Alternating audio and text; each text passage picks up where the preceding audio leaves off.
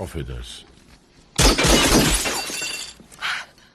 In the 1990s, when action movies ruled Hollywood, it was the golden age of including big stars, bigger explosions, and audiences couldn't get enough of them, where names like Arnold, Schwarzenegger, and Sylvester Stallone guaranteed packed theaters. One such anticipated movie was Assassins 1995. It had everything: Sylvester Stallone, Antonio Banderas, Julianne Moore as the female lead, a script by the Wachowskis, who later created The Matrix, and legendary filmmaker Richard Donner. But instead of becoming a blockbuster, the movie became the decade's biggest disappointment, leaving fans scratching their heads. How could a film with this much talent behind it fail so spectacularly? What went wrong? Let's break it down. Before we go into our explanation, we have a very small request. If you like our content, please support us by subscribing to our channel. This is a small click for you, but for us it means a lot. Thank you. Let's begin. When the Wachowskis were just getting started, they wrote a script called Assassins, and it immediately caught Hollywood's attention.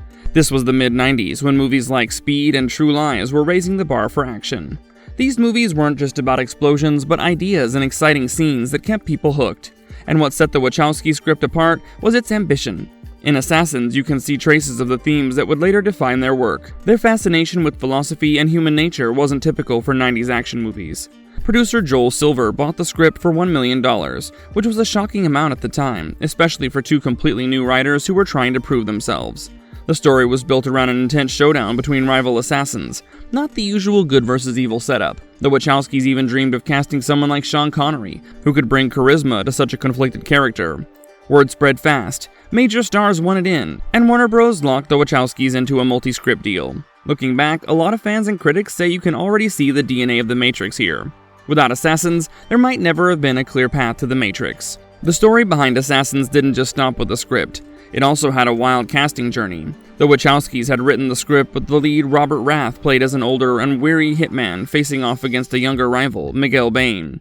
Unfortunately, when Sean Connery declined due to his packed schedule, Mel Gibson showed interest, not only in starring but also in directing the film, which was ultimately passed upon in favor of Braveheart, a decision that turned out to be legendary for his career, but a major turning point for Assassins. Even Arnold Schwarzenegger was interested in the picture, which would have completely changed the film's tone, promising a much more action-driven version. But creative differences had him step away as well.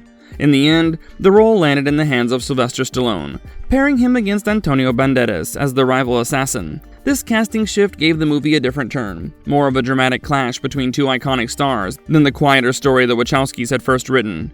This back-and-forth casting process showed just how much Hollywood wanted to make the film a big blockbuster, but it also meant the story kept shifting to fit whichever star was attached at the time. One of the biggest tragedies with Assassins was the script's fate. The Wachowskis had originally crafted a dark and violent theme, pouring their creativity into writing an emotionally complex, character-driven thriller.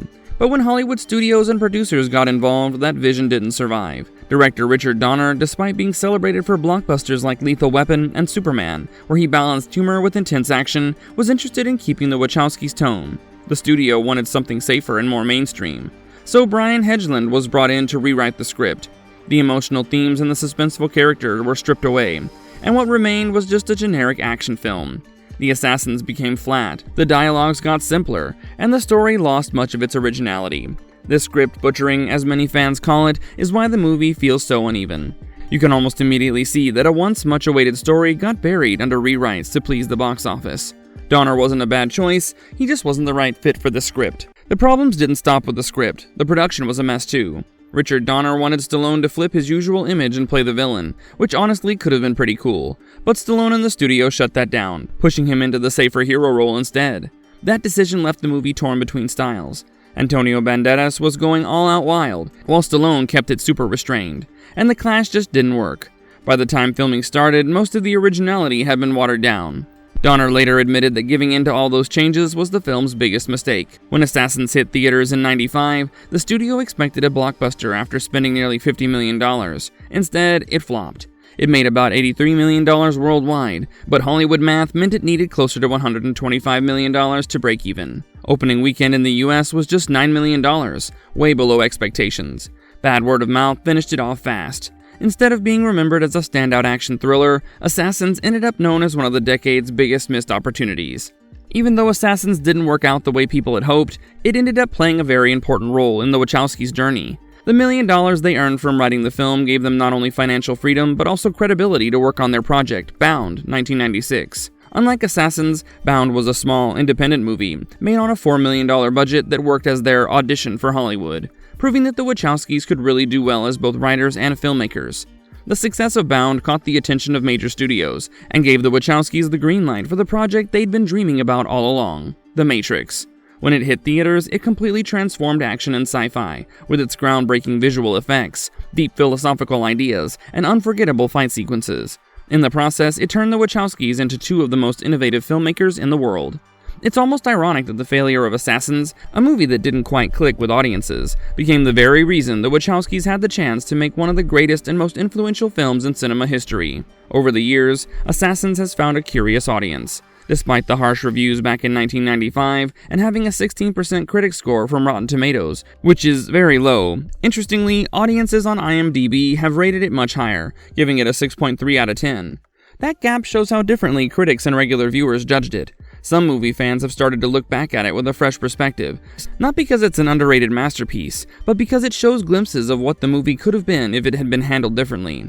This has given Assassins a kind of cult status. One of the biggest reasons people revisit it today is Antonio Banderas. His unhinged performance as Miguel Bain has earned a lot of love, with many fans calling it one of his most entertaining villain roles. Banderas brought an energy that still makes the movie worth watching for some audiences. Assassins is the kind of film that reminds us that even the biggest stars and talented writers can miss the mark when visions clash and scripts are butchered. What could have been an unforgettable thriller collapsed under rewrites, compromises, and clumsy execution. Still, Assassins isn't completely without value. It serves as a reminder of how tricky Hollywood filmmaking can be.